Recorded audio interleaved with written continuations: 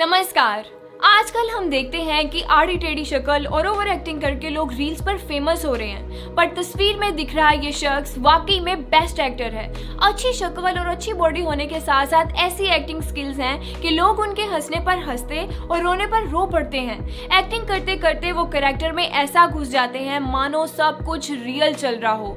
और transition video बनाने वाले एडिटर, कभी इनसे एक्टिंग सीखो।